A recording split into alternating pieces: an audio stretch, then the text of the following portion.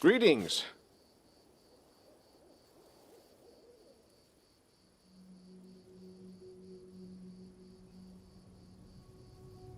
I have urgent news from Restov. The investigation that I have conducted at Lady Jamande's orders have proved your innocence. Tartuccio was and still is the Pataxian spy. That dreadful night, it was him who had opened the gate and let the assassins in. It appears that he had planned to gain the barony and Eldori's support, only to later place these lands under the command of his true patron. King Irovetti is no stranger to intrigue, and likes to use others to do his dirty work. Anyway, Lady Jamande sends her apologies. Lady Jamande ordered me to capture Tartuccio. We were following his trail when that damned mist fell. First we entirely lost our way, and then stumbled right into a bandit ambush. Alas, nearly all my people were wounded and can go no further. And so I am here asking for your aid. I'll point out on the map where Tartuccio is supposed to be. Bring that scum to Oleg's trading post, dead or alive. Restov will not forget this favor. That sly bastard has caused us no little trouble, that's for sure. When he showed up in Restov and announced he was going to join the expedition, nobody suspected a thing. Yes, a gnome, yes, a sorcerer, but so what? Even after that terrible night, some of my people were willing to bet money on you being the spy. His overconfidence was his downfall. Tartuccio's henchmen, it seems, imagined they could safely meet with Pataxian spies in the town's seedy underbelly. But Restov is the ancestral home of the Eldori, and Lady Jamande is respected not only by the aristocracy and the common folk, but also by those on the other side of the law. We received a message from the slums. A good friend, who wished to remain anonymous, suggested the Sword Lords take a closer look at a certain guest from Patax. Jamande immediately sent for me and ordered me to capture the spy, all very quietly, of course. He told us everything, and not only about Tartuccio. I doubt that Irovetti was pleased to hear of his agent's failure. Pataxian spies are much like magpies. They'll grab anything that catches their eye. Information, treasure, artifacts. This time, King Irovetti had a chance to seize the entire Stolen Lands region, and at the Eldori's expense. I'll give you some advice for the future. Be wary of the Pataxian king. He's truly a snake of a man. Used to be. It's only a name now, nothing more. The House Garess are a noble family in Brevoy. They own several mines in the Galushkin Mountains. My father Evan is cousin to Lord Howland Garess, but he's my father no longer. In any case, I brought shame upon my name and was punished accordingly. The family disowned me. I fled to Restov and took up the life of a simple mercenary, until I received an assignment here in the Stolen Lands. Fair enough. For a Garess, the prosperity of the house and the honor of the name stands above all else, and I was betrothed to a widow from another noble house. This union was of great importance to the family. However, 3 months before the wedding, I met a commoner girl, gentle and pure, and we fell in love. I would have rather died than leave my Tanya, so I decided to break off the engagement with my noble bride. I could never have expected what would follow. My father was furious. I'd set a pointless love affair above the interests of the house. He expelled me from the family and ordered to leave our lands under threat of death. And Tanya, her mother was seriously ill, and she stayed behind to care for her rather than follow me into exile. Thus, I was on my own, disgraced, without a name, and without love. Don't imagine that I ask for pity. Everyone gets what they deserve. What's done is done. Well then, ask away. It is an old and renowned family, one of the most influential in Brevoy. A long time ago, the Garess house entered a pact with the dwarven clan of Golka. This proved to be of great benefit to both parties, and they've supplied the ore for our forges ever since. Lord Howland even took the son of the dwarven leader as his ward. Who would have known where this would lead? The same winter that Brevoy lost the Rogarvia dynasty, Howland's only natural son, Bren, went missing in the mountains. Thus, Toval Golka, the Lord's dwarven ward, became heir to House Garess. The lad has it tough, though. Too many believed Howland should have chosen someone of his own blood to be the heir. I would imagine my own father had similar plans for me, but we all know how that went. House Garess owns a number of valleys and gorges in the Galushkin Mountains. The landscape makes these places easily defensible, and they're rich in ores and everything else the depths of the earth have to offer. It is a place of rare beauty. When I moved to Restov, I couldn't get used to it for a long time. There was nothing but sky between the roofs. No mountain peaks anywhere in sight. As you wish. Listen to me. A dragon, huge, sparkling, flew down to me from the sky and told me a secret. A great relic that will win the kobold's glory is hidden somewhere nearby. Enough of this pitiful existence. Search for it. Search and bring it to me.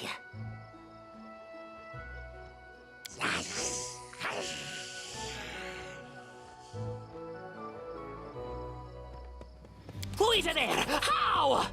Here, you fools, I mean tribesmen. Don't listen to his lies. I shall bring you to glory. Just help me find the relic and stop this trickster.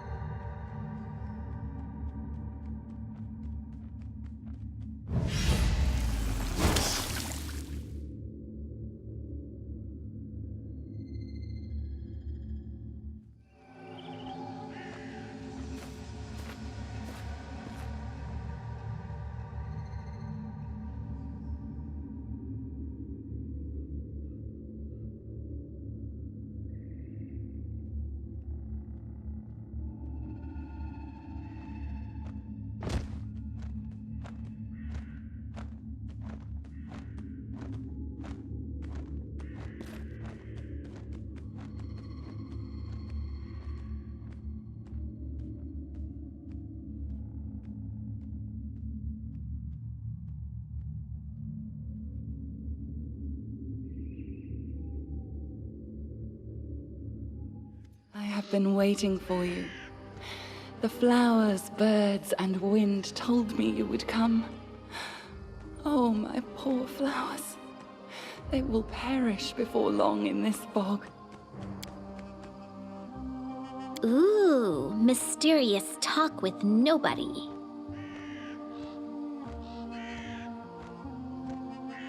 Yes. The soil, water, and stones here are infused with toxic pain and fear. They poison this place as we speak. You have seen where your enemy's journey began. The one called Stag Lord was once the victim of a cruel madman, and has since become one himself. You see now how monsters are born. But what comes of regret for a thing you cannot change? There is no time to be lost. We must do away with the fog quickly. Do you really wish to know? Fine. I'll tell you a fairy tale. Once upon a time, there lived a young nymph. She lived in an enchanted forest, where 1,000 birds sung day and night, where the sun often left a spark or two hanging in the tree crowns, and where the starlight fell on sleepy glades like a glowing, soft haze. The young nymph loved simple things, like sitting by the stream with her friends, braiding each other's hair and adorning their braids with crystals made of dew, or watching the flowers blooming. But inside her soul, the young nymph dreamed of something more. Oh, dreams. Nothing in any world can live without them. Even a seed that falls in fertile soil cannot sprout without the dream of the sun. The same was true for our nymph. She wished to turn her enchanted forest into a true fairy tale kingdom and fill it with thousands of wonders. But plans so ambitious rarely go unnoticed by greater powers. Those greater powers decided to punish the nymph for her boldness. They sent a horrible monster to poison the enchanted forest and kill the singing birds. The nymph was forced to flee, and finally she found shelter here in the stolen lands. Here she hoped to sprout the seeds of a new dream, even as she mourned the dream she'd lost. But then the magic mist appeared, killing everything that lived. And the nymph cast about, desperately searching for help. So far, these are the fairy tale's final words. But I hope this is not the end just yet. One day, Perhaps. Perhaps I will tell you more. But it doesn't matter now. We need to concentrate on the problems at our doorstep. The Stag Lord, the Druid, the Mist. Search the area around the hut. Try to find anything that remained of the Druid who lived here. I am sure the fog is his doing. This suffocating veil is as vicious as his nature. We should learn more about the fog and the ritual through which it was created. Return to me if you find anything. The past may hide the answers that shape the future. I will be waiting. You come again. Did you find something? An ancient temple. The temple of the Stag God. Yes, that must be it. The place of power where the Druid created the fog. Perhaps we'll be able to cleanse it from there. The temple hides in the thicket not far from here. You will need to go there and purge the place of whatever evil still lingers there, summoned by the Druid's sinister ritual. Take care. You are my only hope. I swear, never have I been so glad to meet a stranger. Even with the power granted me by Sarenrae, I almost lost. You have my thanks. Please, allow me to introduce myself. My name is Tristan. You are very kind. Kindness to strangers is in short supply these days. But worry not. Sarenrae's priests are skilled in the healing arts. I can heal myself. I was investigating this fog. I believe you have already discerned that it is magical in nature. I serve Sarenrae, goddess of sunlight. Discovering an evil magic that isolated living creatures from the sun alarmed me in no small way. I was able to locate the place the fog originated from, but was too presumptuous and almost got into the beast's teeth. I have never spoken to nymphs, but I believe their assessment is accurate. The creatures occupying this temple are far from ordinary animals. The power that moved them here is related to the fog. The beasts hold the fog as anchors hold a ship dancing in the waves. From what I can tell, once the beasts are defeated, the fog should begin to clear. Praised be Sarenrae. Now, if my knowledge serves, the fog should weaken and eventually clear entirely. We need only wait. Perhaps somewhere more hospitable? Please wait. You saved my life. I have no treasures or relics, but I have knowledge and the divine power of a priest. I wish to aid you in your journeys. Thank you. I hope I will be of help.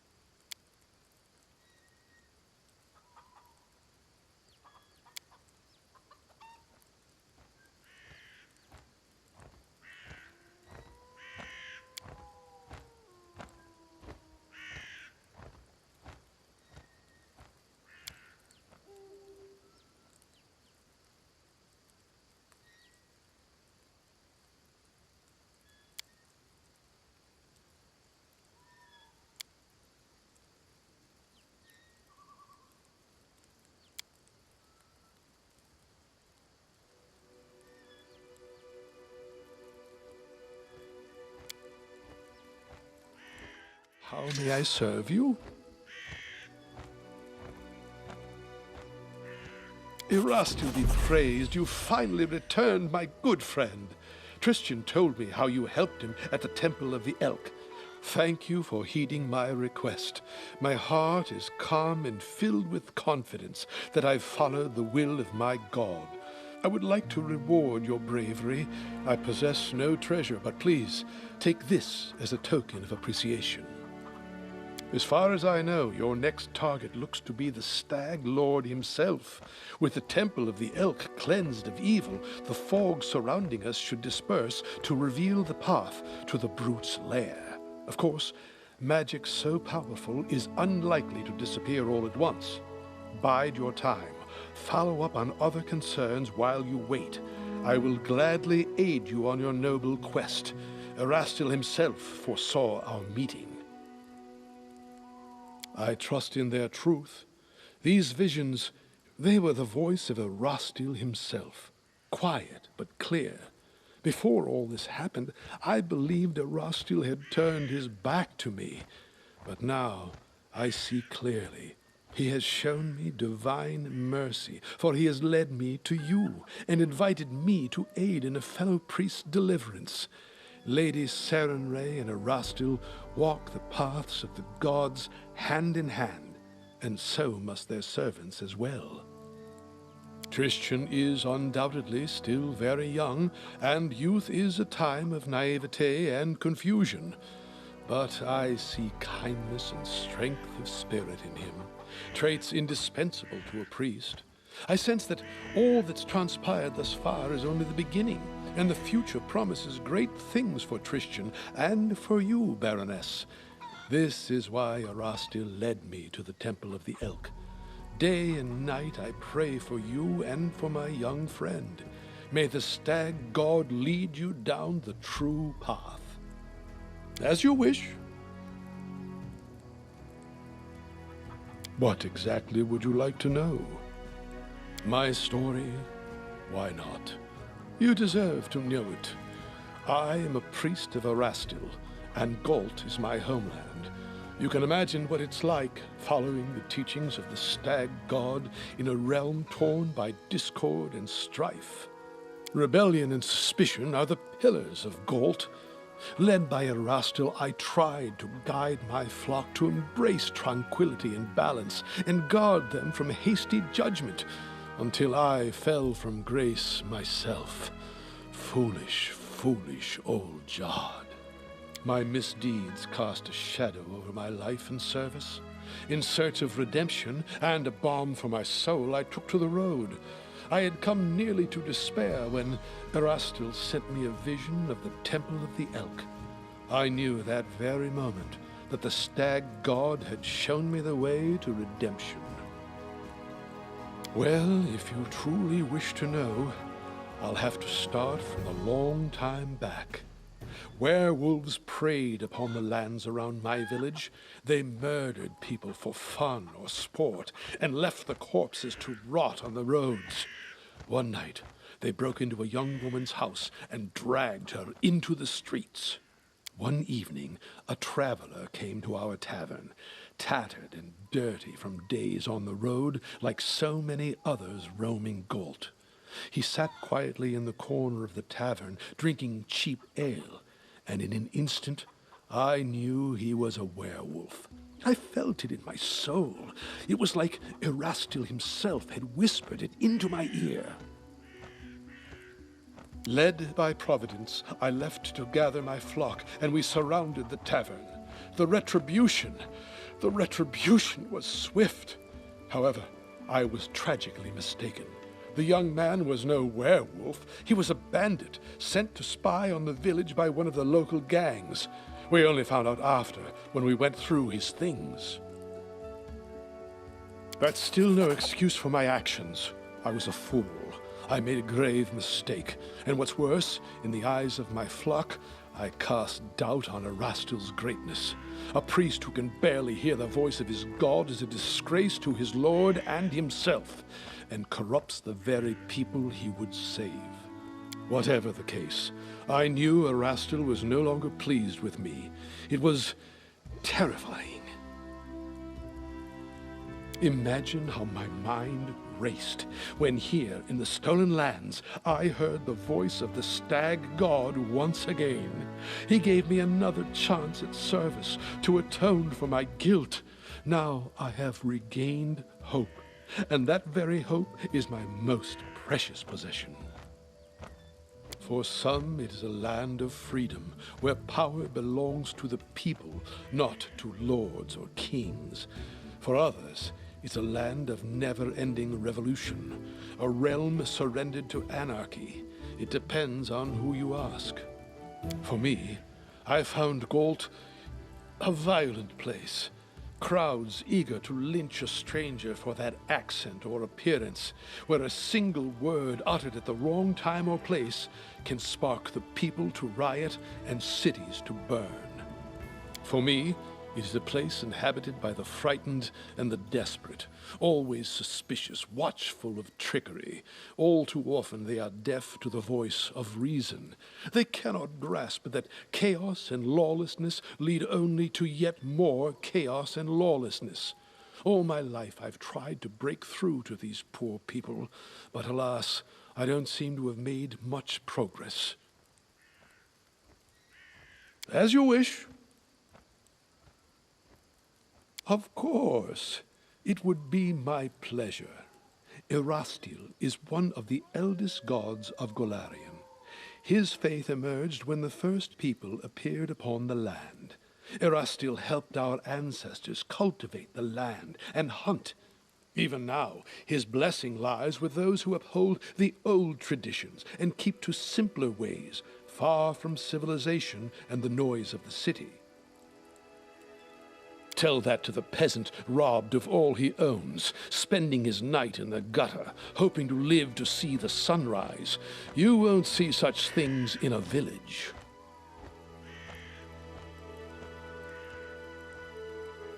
As you wish. Still, lend your ear to this old man's words.